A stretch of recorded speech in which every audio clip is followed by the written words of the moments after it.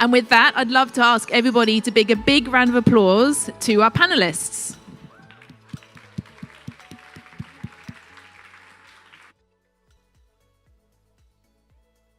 Good. There we go. My name is Ellis Watamanuk.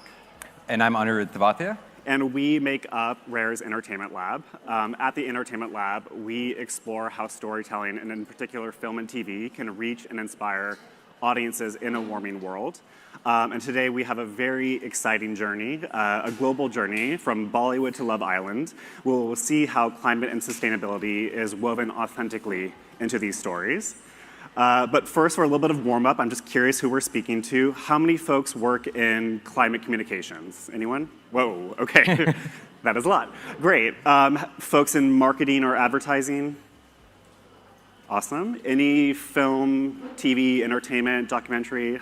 Incredible. Any big oil? No? Okay, that was a trick. We would ask you to leave. Yeah, with that said, I will pass it over to Anaru to intro us. So we're going to start with the US. So we wanted to share some research we did about US audiences and whether they actually want to see sustainability in their entertainment and on screen. And what we found was a resounding yes. 7 in 10 Americans would support more climate placement on screen. And when you look at the top 50% of Americans in terms of climate concern, that number jumps up to 95%. So it's like near universal. With that, we know audiences are on board, and we'd like to call in our first expert from NRDC, Meredith Milton, to rewrite the future. Please give her a round. Yeah. Sorry. Hello. Hello. Hi, Meredith. Thank you so much for being here. I know you have a very busy climate week with NRDC and Rewrite the Future. To get us going, can you tell us about Rewrite the Future and what you do? Yeah, so Rewrite the Future is a program within NRDC, which is, a 50-year-old, one of the big greens, has been working and advocating for better environmental protections for a long time. But Rewrite the Future has been around for since 2019. And we essentially leverage NRDC's deep environmental expertise to support film and television storytellers who want to represent climate and environmental topics on screen. So we have a fellowship for screenwriters that we use to sort of pair people with mentors and encourage more climate storytelling and lift up new voices. We consult on content for a lot of the major studios and streamers. Bringing NRDC's experts together with writers and directors and producers who are interested in, ensuring the accuracy of their work and coming up with new ideas for how climate and environment can show up on screen. And then we do a lot of institutional work, helping, big corporations think about what does it mean to address climate in storytelling in a sort of a systematic way, finding those touch points where you can ask the question, how would it show up in this story naturally in the development process? So it's a really, really fun job. And I think the most fun part of the job is getting to meet all of the people within NRDC who do all of the amazing advocacy and policy work and learn about their jobs, because they're the smart ones. Incredible. Yeah. And I know that you work really across genres and formats, and we're here to talk specifically about police procedurals. You have seen that term in our description. I assume you're no stranger to the procedural, and could you tell us what that means? Yeah, so a procedural TV series is, this sort of classic, like, police, detective, investigative kind of show. So, or a medical show, first responder show. So typically a show like that, you get to know the characters. The characters are there on an ongoing basis, but each episode has a narrative arc that is, initiated and concluded within the confines of that episode. So if you're a viewer, you can just tune in, and within the episode that you're watching, you'll see the entire narrative arc conclude itself. Unlike, think of a mystery show like True Detective, where you have to watch the entire season. If you miss an episode, you won't get it. Like with a procedural, you can pop in, pop out, and you'll be fine. And that's fascinating, and particularly from the lens of social science, right? Where we are a bunch of geeks at Rare. And so I'm curious, and this is to both of you, how does this concept of like the case of the week or the procedural lend itself well for these large issues like climate? I think it's great for climate because climate is this gigantic problem that feels often like incredibly abstract. Addressing it's happening in, on a ton of fronts all the time, and a lot of the solutions unfold over a very long period of time. But if you're trying to figure out how to tell a climate story within the confines of a procedural show, you need to pick a story that can be told in a short arc, And so often, solving climate change feels intangible, but in this context of the episode that we're about to talk about, the solution that they chose had to be within grasp of the characters, within the confines of that episode. So it enabled the storytellers to show an audience what a climate solution looks like in the near term, those small, bite-sized actions that are much more accessible to each of us on a daily basis. It's incredible. Onward, I don't know if you have anything to add. So I think so that was great. Yeah, I'm just gonna tack on, because these shows run for so long, right? Like the one we're gonna show has been on, I don't know, I think season 19. That means you've essentially been with a character for 18 or 19 years, and you develop very strong bonds with that character. In sort of qualitative interviews we've done with people who watch procedurals, they often talked about sort of visiting old friends or visiting like what they felt like was like close family. And so you see this sense of really tight relationship with the character on screen, which allows their behavior and their speech to really sneak in and make a big impact on the audiences at home. So yeah, I think that's the other part. And also, just to add to that, Will and Grace, I don't know if you're all familiar with this, but Will and Grace is one of the classic touchstone examples that people point to for social change because it helped to create the culture that that preceded the marriage equality in America. And it was because audiences got to know those characters, fell in love with them, developed bonds with them over time, and then were able to accept something that perhaps they might not have accepted if it had just been introduced as like policy at the outset. Yeah. Yeah. Totally. So why don't we, instead of talking, we'll show you what this looks like, and we have a clip from the show NCIS. So before we dive in, I'm just thinking about what you both just said about this being like family, and this is, in case you couldn't tell, Mark Harmon, who was on the show for years, his last case, and imagine seeing a beloved family member say, out of all the cases I've worked, this one that protects this land is important, I think is incredibly powerful. But so shows like this, and particularly NCIS, they often center themes like service and justice, and in this case, because of the Navy backdrop, patriotism. Meredith, how can those themes be powerful entry points for reaching audiences with climate-related stories? Oh, gosh. I think, connecting on climate, a lot of the time it's really just about finding the shared values, and I think that there is like love of the environment, wanting to protect either the spaces that you love, the spaces close to you, maybe the spaces further afield that you only get to visit once a year on your fly fishing trip or whatever that might be. Like those innate desires are incredibly universal and felt by a lot of people. So I think that, what the show is doing really is, applying those sort of moral virtues to this mission of protecting something in a way that's very universal and relatable, and depoliticizes it in some ways. Yeah. I'd imagine values is quite important in your work. The social science research actually backs that up. Moral foundations theory, which is quite prominent, shows that sort of, especially for more what you might traditionally call conservative audiences, the values of patriotism, the values of service, the values of loyalty loom quite large in terms of sort of frames that they're willing to adopt and use as a way to order the world. And what we see here is, from the Navy, this is the Naval Criminal Investigation Unit, to the FBI, everybody is sort of on board with this idea in that episode of protecting this land. And so you get this really strong signal through the moral frames that people can resonate with. And for those who don't obsess over Nielsen data, like maybe the three of us do, NCIS is a huge show. It reaches across the political spectrum, gender spectrums, right? It has great viewership, and so it's really exciting to see this representation. Yeah, and it's also one of those shows that spawned like local adaptations. I think there are like 5 or 6 NCIS spinoffs. Yeah. So as you might have seen in that clip, one of the things that stands out is just the prominence of the scenery. The background is so lush and so inviting. And they talk about protecting the land. How does land stewardship as a vessel for environmental storytelling, how do you think about that at Rewrite the Future?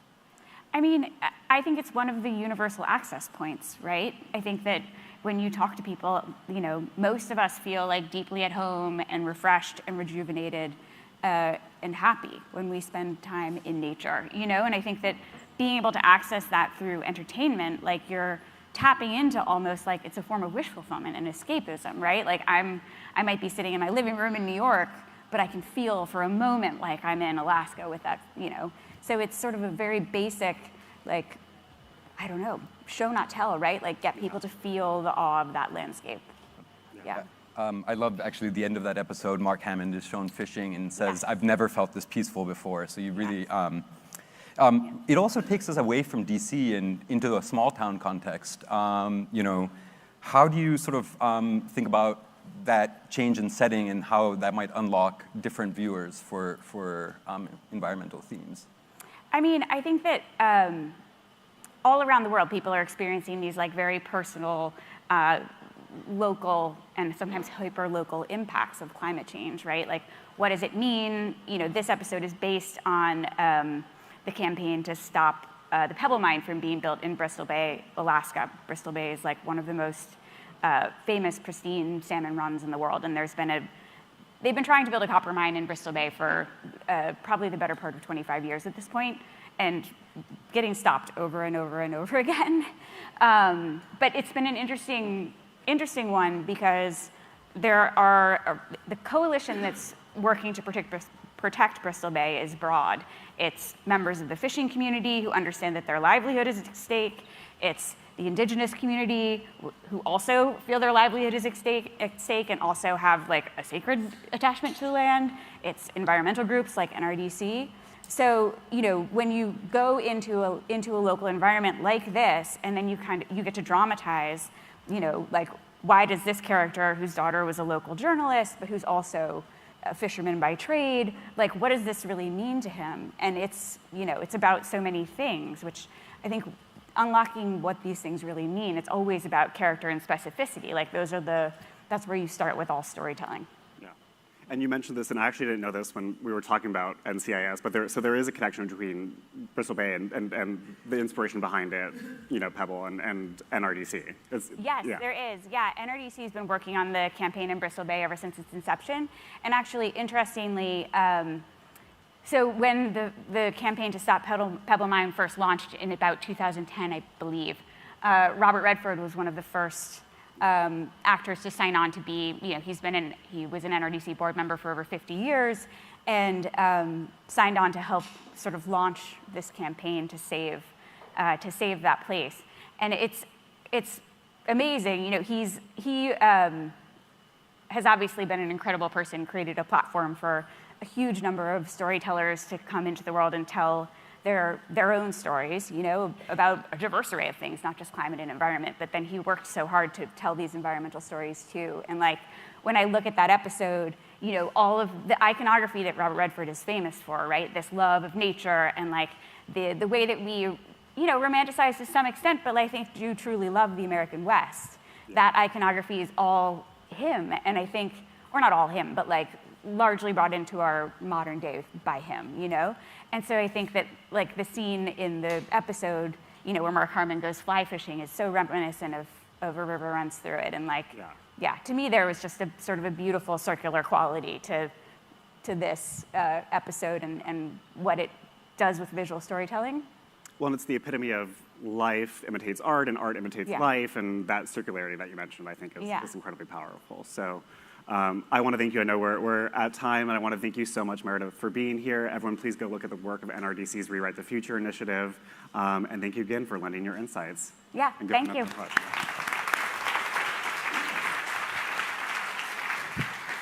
So, from police procedural to something entirely different, a hot new bombshell has entered the villa, and her name is Sustainability. If you know that, okay, I got a few chuckles. I was like, really hope that landed. So we're going to switch over to reality TV, and I would like to welcome Sydney Clover from Reality of Change. Please give her a round of applause. I thought you were talking about me. Oh, man. Hi, everybody. Thank you, Sydney, for being here. Tell us about Reality of Change. What is that? Sure. So Reality of Change is this incredible organization I'm thrilled to be a part of that was launched by the wonderful Kyle Zezo. That is this organization where the goal is really to help the unscripted community find really great creative ways to incorporate sustainability, not just in production, but on screen. Recently, we partnered with Rare. Round of applause for Rare. Way to go.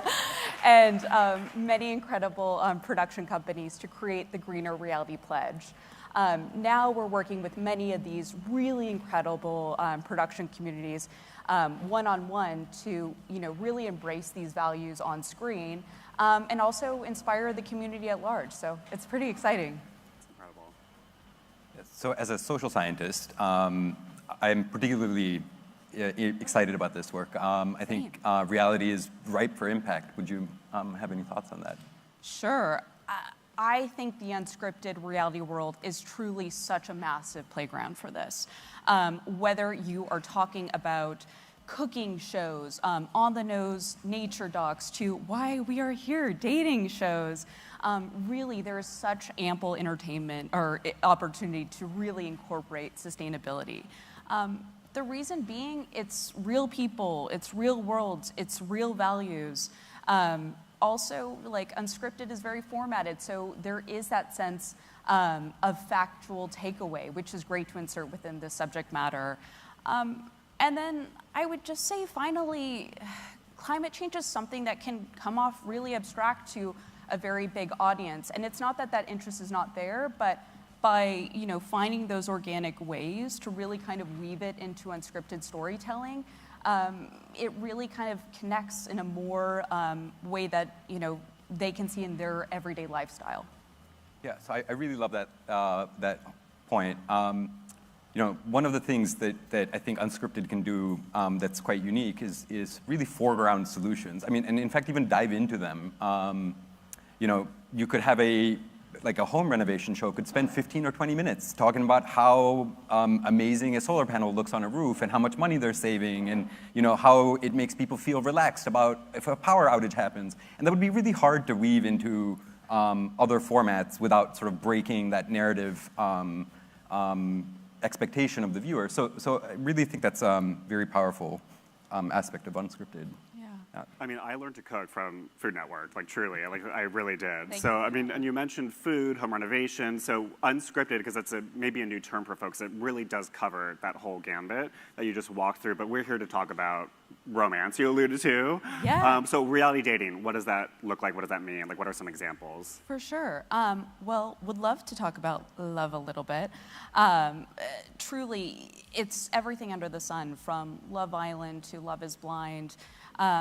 But just to kind of give a little fun fact to kind of start that out with, there's this really bananas stat where I believe it's 90% of daters on OkCupid, not sponsored, by the way, insist that they need a partner that believes in climate change, which is amazing. And so with unscripted and with dating, this is such a great opportunity for viewers to see themselves on screen.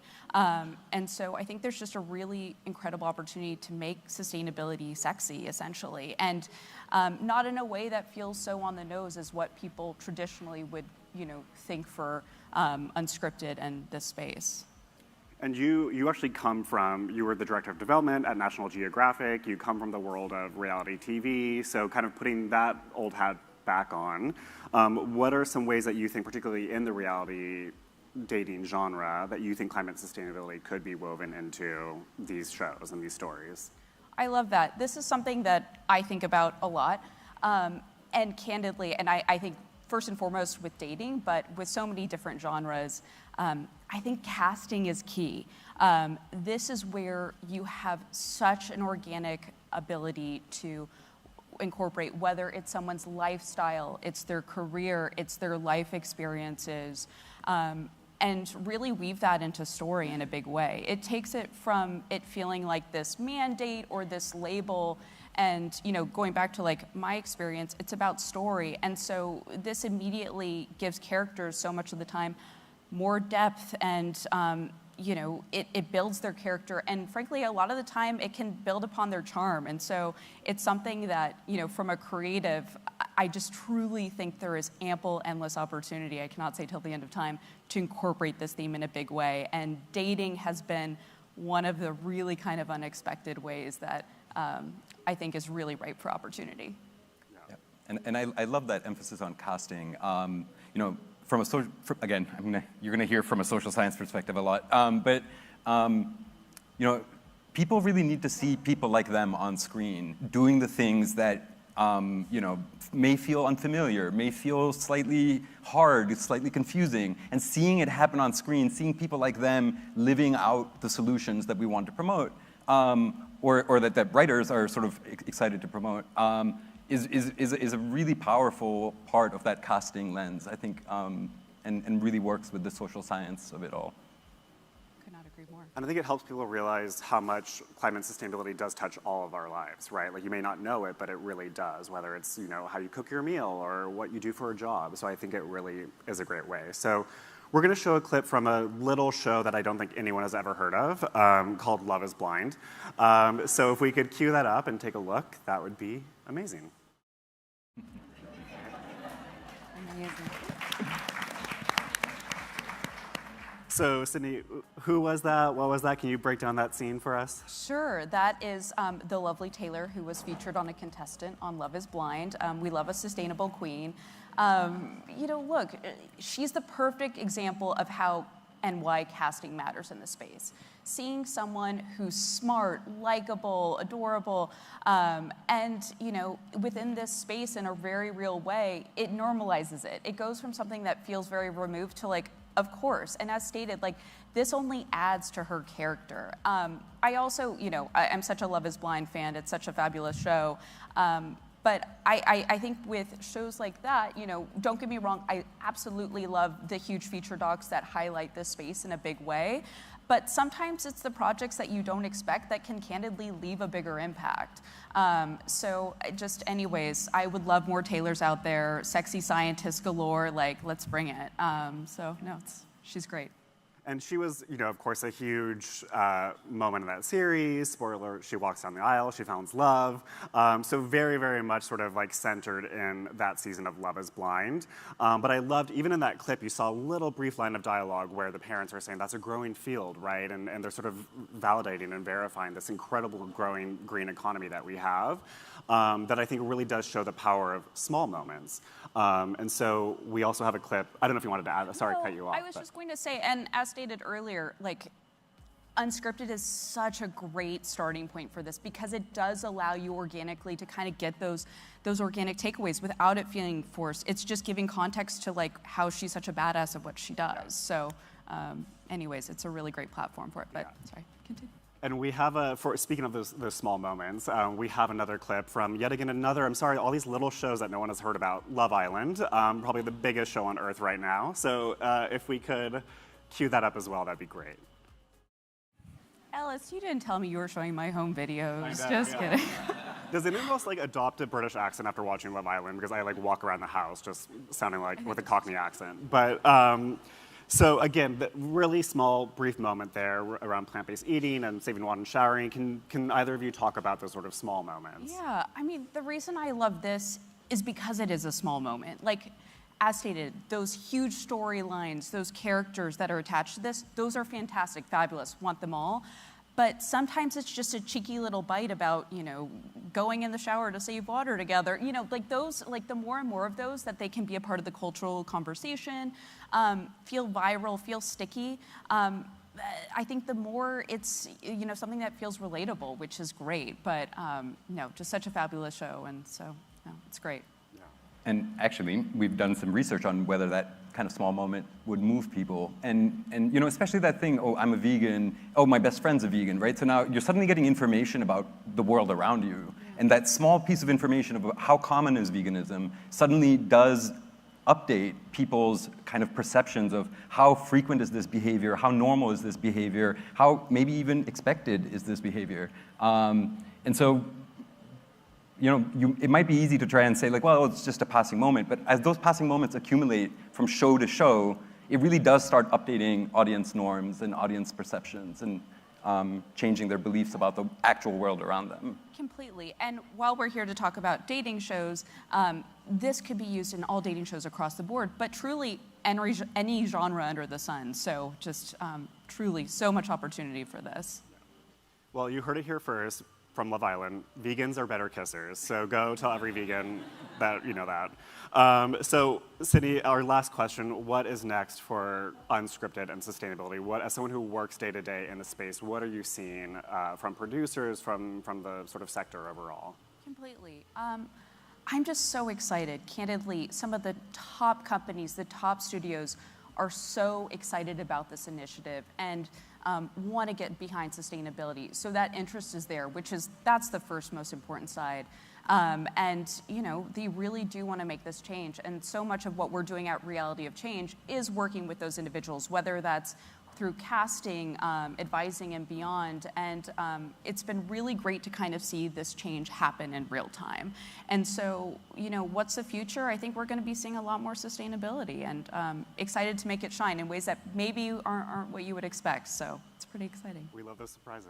Yes. So, well, thank you. Give another round of applause for Sydney Clover. Thank you so much. Thank you, guys. So we just had a chance to look at 2 shows from the US. And now we thought it might be a good time to fly a little bit further south to another major media market, Brazil, with our next expert, Rodrigo Brindao from GSCC. Please give a round of applause. So Rodrigo, before we dive in, he's going to give us a little bit of a 101 about what's going on in Brazil, but maybe first a quick intro of who you are in GSCC and your work, and then we can dive into Brazil. Sure. So yeah, so basically GSCC stands for Global Strategic Communications Council. We're a global nonprofit communications org focused on climate, environmental, and energy issues. So we're in over 40 countries, and we really sort of try to sort of work on a gamut of issues related to climate and try to just make an impact in that space. Yeah, I thought that maybe I could just start with like a little intro summary on Brazil, because, you know, we all know samba and soccer, but what else is there, you know? Yeah. So, you know, Brazil is the fifth largest country in the world. It's actually larger than the continental United States. It has 131 million people, so it's the 7th most populated country in the world. And it actually ranks number 6 in terms of greenhouse gases emissions. So I think it's responsible for 2.25% of the global greenhouse emissions. So it's significant and an important player. Funny enough, like Brazil's largest source of greenhouse gases actually come from livestock and agriculture and deforestation.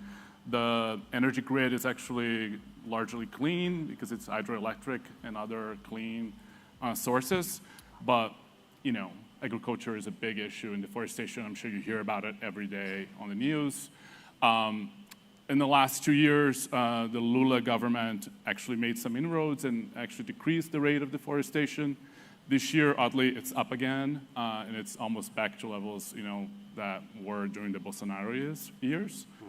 I guess the other thing that I should mention is that disinformation is not, maybe I can just say this, not as bad as it is here, but it's growing. It's a growing problem. Like just last year, 5% of Brazilians said that they don't believe that, you know, in the risks of climate change, and the number went to 9% this year in a research that was conducted like a couple of months ago. Wow. So a growing problem there. So, you know, I think that as far as the TV media market in Brazil, I'm sure you all know it's sort of very connected. I think 90% of Brazilian households have high-speed internet, either landlines or 4 or 5G. What else? TV over free, broadcast TV has one of the highest penetrations in the world, actually. So over 95% of Brazilian households have access to TV and have TVs in their homes. But I think that some of the same dynamics are happening there, which is like, I think TV continues to be a huge player, but there's a sort of fragmentation of kind of viewership. So a huge number of Brazilians, I think 80% of Brazilians under 25 get their news from social media, and it's a super connected, highly engaged environment. People are really online and sort of consuming WhatsApp and Netflix. It's the third largest country for Netflix. Just to give you an idea, it's the U.S., UK, and Brazil. It's ahead of Germany, and there's actually an explosion of VOD services. So really fragmented. So it's kind of hard nowadays to sort of, find the right audiences in Brazil. What else? Oh, by the way, I actually uploaded some slides online. So if you just go to rodrigo.media/CW, you're going to find some of the information that I'm sharing here, including trailers, just in case you want it. Yeah. That's great.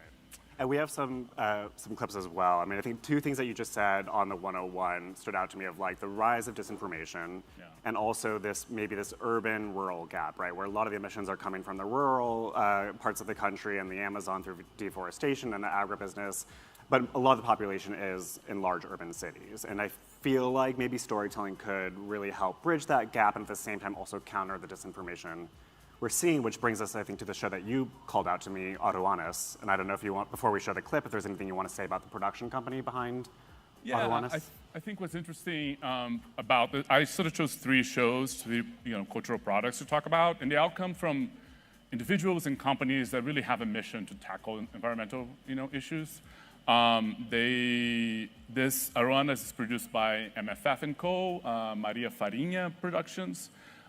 It's a company that sort of describes itself as like an impact entertainment company. So they really want to create, product that sort of tackles climate and social justice issues. And Aduanas is probably one of their most ambitious projects. It's a 2-season series, so a total of 20 episodes. It's sort of really high production values, and it's set in the NGO environmental world. So it's sort of, I guess maybe we can start, we can look at it. Having said that, it's in the NGO world, you might be surprised by this trailer. So if we could show the trailer for Aduanas, that'd be great. Yeah. So. All activists look like that. We're all super hot. Yeah. Hot and sweaty in the jungle, and a little bit of a surprise for I think for how you typically see NGOs and activism portrayed on screen. I'm curious about your thoughts about how climate activism and climate concern were portrayed in this series, which is ultimately sort of a telenovela in a way. Absolutely, yeah. I mean, what's interesting is that the activists are heroes here.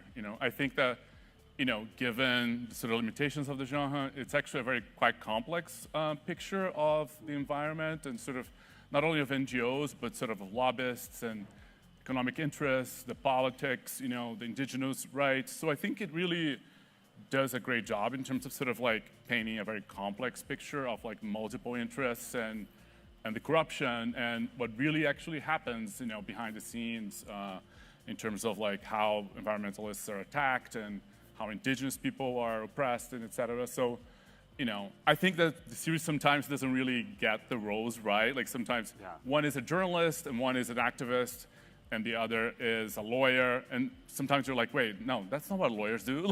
It's sort of it gets, things shifted around a little bit, but it's a really creative and sort of, interesting, picture of a world that, most people don't know anything about. And you have to remember that most depictions of activists are, flat and they're painted as villains, as annoying. Yeah. So this is a whole different vision. And I feel like it brings the Amazon into the living rooms of so many folks. So.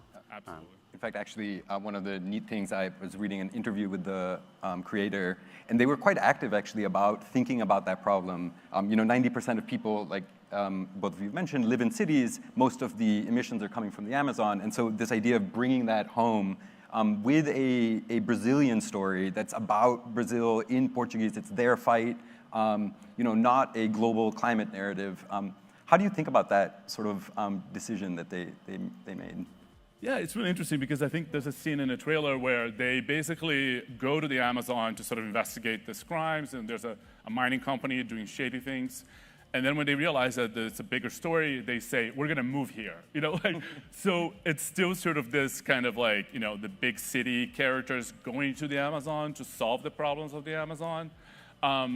So definitely there's space for critique here, but it definitely, I think for a lot of Brazilians, the Amazon is an imaginary. It's just like a river and indigenous people. And I think this really sort of, again, sort of paints a more complex picture. Yeah. And it breaks some of these barriers a little bit. Yeah. And obviously that was a very thrilling and exciting and violent and scary. Is that sort of all you're seeing in Brazil, or is there perhaps maybe something, if we wanted something a little family friendly, have you seen anything kind of come out recently? Yeah, so I think I would like to show a clip from a film called My Penguin Friend, which is actually based on a real story. A penguin actually shows up at an island near Rio called Ilha Grande, and this fisherman saves the penguin because the penguin was covered in oil, feeds it, sort of brings the penguin to recovery, and then the penguin keeps coming back every year for 5 years to spend time with this man. And this is a real story, and someone made a feature film out of it. So we could show My Penguin Friend. Yeah. Very cute. Yeah. I know there's another sort of example that you want to talk through, but I guess before we move on, is there anything you want to call out about this My Penguin Friend? Yeah, obviously it's a family film, but what's interesting there is that it's all built around this penguin being, a victim of oil leaks, and Brazil's oil company, Petrobras, is sort of a darling. It's associated with progress, with it has one of the most sort of impeccable, kind of public images for companies in Brazil. And this offers a different, look at sort of, oil and environmental damage, also climate impacts. There was just actually a story on a publication called A Pública, basically sort of investigating how Petrobras pays biologists and influencers online to promote them as environmentally friendly, while Brazil is the largest oil producer in Latin America, a member of OPEC+. So the story is a lot more complicated. Yeah. I think before we move on, what I loved about that was it sort of provides this moment for, I think, a kid to just sort of see this adorable animal sort of covered in oil and maybe ask their parent, what is that, right? And it's this teachable moment that's very, very subtle. So absolutely. I know there's one more sort of kind of thing you wanted to call out about the Brazilian sector to walk through. Yeah, there's a collaboration between a filmmaker called Mariana Lacerda and an institute called Instituto Socioambiental. It's really an NGO that has been in a kind of an indigenous rights space for 2 decades now. And they've actually been bringing artists, people like Milton sort of the most important artists in Brazilian culture, to the Amazon to meet indigenous leaders throughout the years. And they actually have this amazing archive of bringing all these people to the Amazon and also supporting indigenous rights who are actually doing community-based conservation, in the Amazon.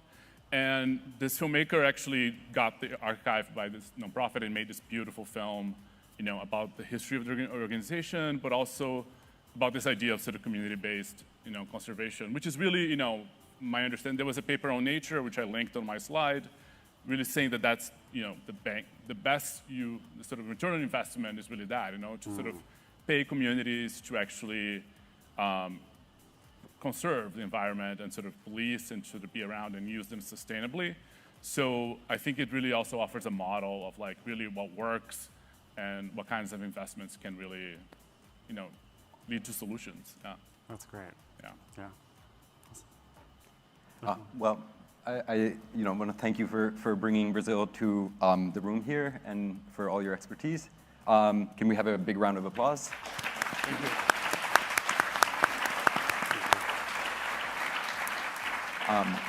And so we'll continue our world tour and fly over to India. Just a quick orientation.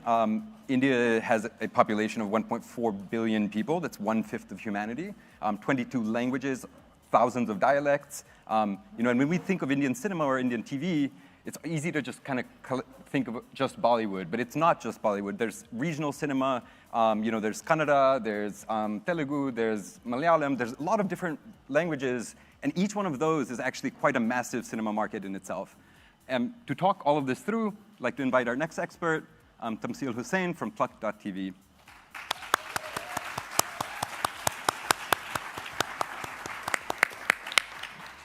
By the way, we're going to try to squeeze all that into 15 minutes, so buckle up. There are about 20 films that I need to put on the list. I don't know what's going to come up on the screen. So I'm very excited. It's going to be fun. Are the microphones working? Can you hear? I just wanted okay, a little bit higher, I think they're saying, some folks. Great. Sorry, go ahead. Yeah, so I think, just again, to situate everybody in terms of climate communications in India, I'd like to sort of begin by helping people understand that environmental conservation is deeply rooted in Indian history, in Indian culture, in Indian religious traditions, from the emphasis on nonviolence to nearly 40% of people identifying as vegetarian, to a kind of veneration of nature, a veneration of rivers, forests. We all learned as children that Ashoka in 300 BC, Emperor Ashoka creates animal rights, right? Like an actual legal document protecting animal rights and spaces for conservation. Or the Chipko movement, where sort of women from rural areas went and literally hugged trees. This is where the phrase tree hugger comes from. Yep. It's from a movement in the 70s in India, that was very proudly learned about. But that's all sort of, giving us a nice cultural lens. But there's modern Indian priorities as well. I was wondering if you could speak to some of those. Oh, definitely. So I've taken some pointers down. There are about 121 languages in India. We're known as the world's largest democracy. That makes our cinema even more diverse. Let's look at how diverse, right? Kollywood, which is Tamil Nadu, and the famous big Hollywood film, which actually RRR came from there. 85 million people in that state, and that's one region. 61 million people, Sandalwood, which is in Karnataka, and they only speak one language, which is Kannada. Telugu and Bengali are basically like under Tollywood, but Telugu actually has 53.3 million people.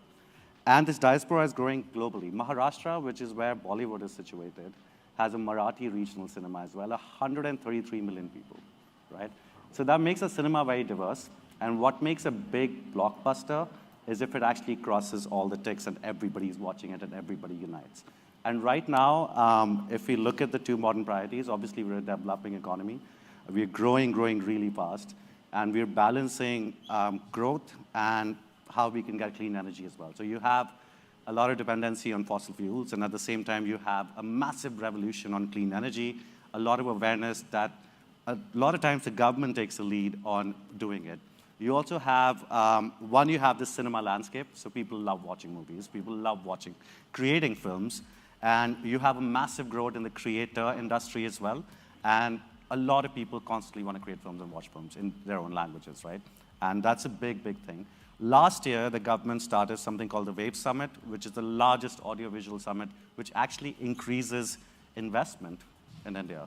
And why? And that's what the big insight is, right? So the way the comparison is, and I was in the room when this happened, if Hollywood was a $20 billion industry, like India is a $2 billion industry. But if we combine all the regional cinema, we produce thousands of films every year, like literally. And it's increasing, and this is a great opportunity for climate as well, is to increase that funding and ROI into the industry. So, yeah. I was going to ask, it sounds like this is really ripe foundation for climate sustainability to enter this massive and growing media world. And so how are you seeing climate and sustainability being incorporated into these stories? I think what I'm seeing is, if you look at the moment, like Bollywood and Tollywood and all these things have a history, massive history of social issues and entertainment. Oh, wow. Combined, right? You would have the most popular movie in 1970s called Kala Patthar, which is all about a coal mining incident and all about social justice and activism.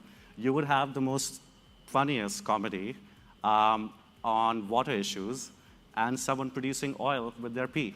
So it's dabbling in different things, right?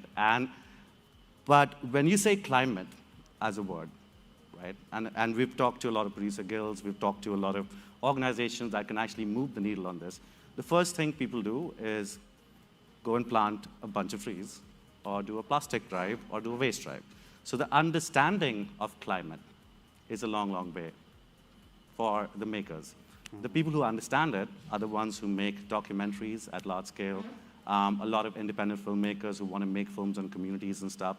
But when it comes to conquering industry that is so diverse, with numbers and demands coming from different regions, it's kind of a long needle that we have to do. And I personally feel, I'm very optimistic about it, that this year there's been a lot of movement in conversations of including climate into the entertainment industry. And it's because of the exciting opportunities that the government has created through WAVES. So WAVES Summit had the top 15 select films, and out of which one of our films, This is Planet India, was selected. And out of the 15 films, 6 of them were independent films on climate. One never discusses climate, and really interesting stories. So it's an interesting diaspora we're in. So for people who are not familiar with Indian cinema, just to give you like a high-level lens, what Tansil talked about, Indian audiences are they expect this. Like, it's quite different. It's a very unique media market that way. It's got there's this kind of blending of entertainment and social issues that's been going on since the beginning, and has from a sort of, how audiences, there's a structure. There's going to be the song and dance routine. There's going to be the love story. There's going to be the melodrama. And then there's going to be the social issue, whether that's poverty or caste, or labor issues and the coal mining incident. And so what that does mean is, actually, in India, you can push the envelope a bit more, right? The audiences, they don't get turned off by the inclusion of social issues in a way that in other markets they might.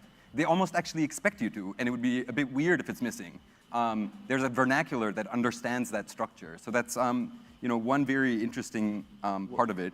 To give you out of the 15, the one movie that I've picked, it's a movie called Toilet, a Prem Katha, or Toilet, a Love Story. So you might think that's a bit weird, just to give you a background. It's about toilets. And it was, one of the top 5 grossing films in 2017.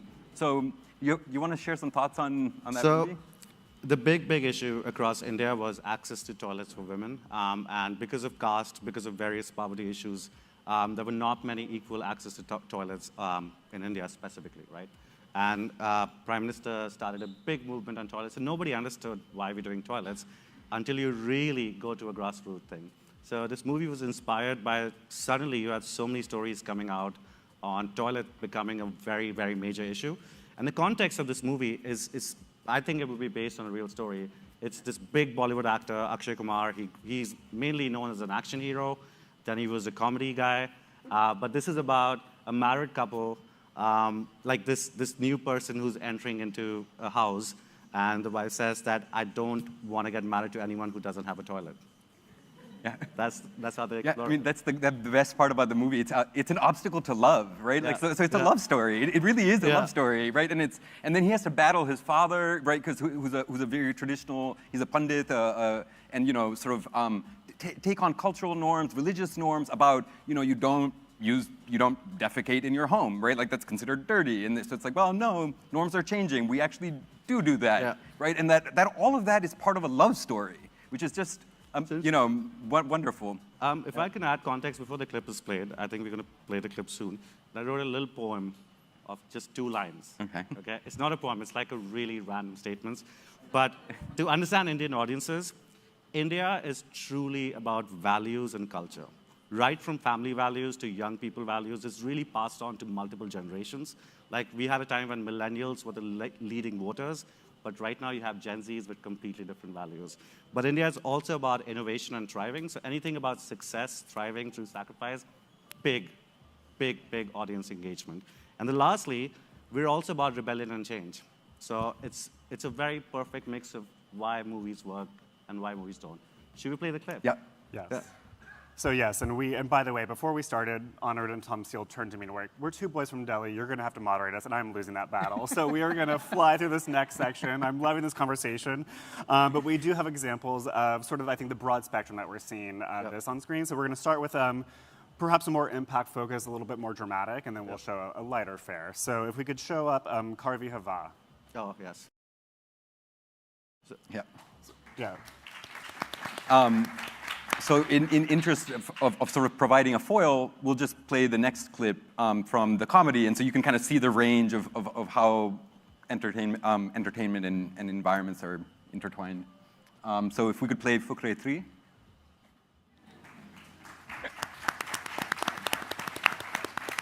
So, should I give context on Yeah. both the clips? Yeah. So Karbi Hava, the first clip you saw, the context of the film is there's a blind farmer, right, who's really worried about his son's deaths. And this is actually, India has a lot of farmer suicides, right? And this is based on a real incident that actually happened, incidents that happened in 2 different states, but not in the states that this is mentioned. And it's the struggle of literally how a farmer survives and what leads to suicide. And one of the things is that this movie was actually funded by the Climate Reality Project. Yeah. And it has a lot of academic research papers written. So it was released on YouTube, but it also had a national film. Like we have these big national awards, which literally happened this week. And at that point in time, there was a slight mention of it. But it was like a serious thing, but really, from what I understand, a lot of the audiences, because you have an academic research, it reached out to the converted the most. And when you look at the second clip, which honestly was the most decent clip from the movie, but it's about 4 friends, and they're all like complete what the movie defines them as losers. They can never be successful, but they end up being successful. And the guy giving the speech is the guy who has magical powers, so whatever he dreams, anything comes true. In the part 3 of Fukre, his magical power is whenever he pees, he's able to pee oil, and that runs diesel generators. And Delhi, and it's based in New Delhi. So New Delhi has a big water issue, which is a real issue. And water mafias basically privatize water. So every time there's no water connection, water mafias say that we have all the water, pay for us, and you get it. This is actually there in a lot of suburban Delhi areas. So it plays on that, and it talks about access to water and access to weirdly oil, which leads to him becoming a politician and a leader. So just a comparative. And Fukre 3 was so popular, low-budget movie, reached out to a lot of audiences, and the lowest common denominator. One of the things you need to realize in India, there are more men than women. And these kind of movies are loved by men in that sense. It's camaraderie, friendship, in that sense. Yeah. Yeah, no, if you actually watch the movie, you'll realize it's absolutely ridiculous while being completely focused on water issues, right? Yeah. So just to give you the sense of it. The other thing to highlight there is that he talks about being reborn as a lizard, right? Like the environment and religion in India are intertwined. Oh, yeah. There's no way to kind of separate them. In fact, we had intended to sort of talk about another film that did very well, Kantara, which was hugely successful, pan-Indian audience, is now getting a prequel, massive budget, and it, again, sort of intertwines religion and environmental conservation. But we don't have time to do that. So instead, we're going to pivot to some of the work that you've been doing on user-generated content. Yes. Yeah. Yeah, so I think to just take us home, I know user-generated content and YouTube is growing, so we have one last example of a food vlog that you worked on. So maybe we'll screen that, and we can go out in style. So I'll quickly contextualize this, right? This is a project that we did in collaboration with one of India's leading think tanks. And it was an interesting project which literally chose 5 of India's most unique YouTubers who create content on food, travel, different things. And they have an audience that's engaged because they travel and they eat food. And we integrated heat, because India has a lot of solutions on heat and very few people know about it. But you would have people watching YouTube on their smart TVs, above 60 plus, to like a lot of young people watching it on their smartphones. So we integrated content into a lot of these YouTubers on their channels, and the impact was amazing. I mean, overall, it garnered about 1.5 million views. But the most important part is, if someone crossed the video on the heat segment, you were able to see that people are giving recommendations on what to eat during heat. 2, what are the actual solutions and how can people get access to, right from the poorest of the poor to richest of the rich, really coming together on that. But yeah. I think that actually targets a really important part of India, which is that adaptation messages are very important to get out. Right? I mean, 30% are still in poverty or precarity. The emissions profile is very much not coming from those people, but they're at the front lines of sort of India is one of the most vulnerable to climate impacts. And so content like that really does some incredible work in terms of making sure that those people who may not know very much about climate still have access to the adaptation and community resilience information in an entertaining way. So great work. We could do a whole panel on India, obviously, but we have to wrap this up. So thank you so much. Yeah, thank you. And thank you to all of our speakers. I think from India, from Brazil to the US, we just see there's no one type of audience and there's no one type of story. So thank you. Thank you.